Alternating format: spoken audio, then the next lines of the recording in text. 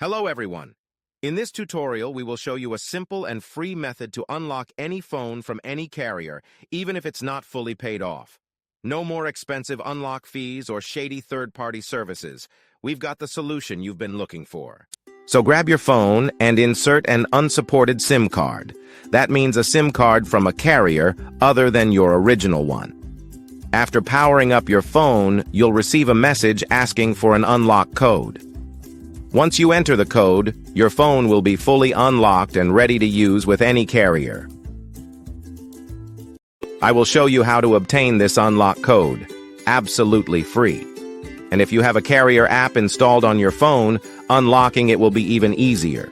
You won't need an unlock code. Instead, you'll simply wait for a message in the carrier app indicating that your phone has been unlocked.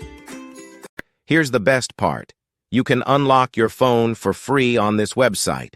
Just follow the instructions here, and you'll unlock your phone for free using a simple method. Thanks for being with us. Until next time, take care.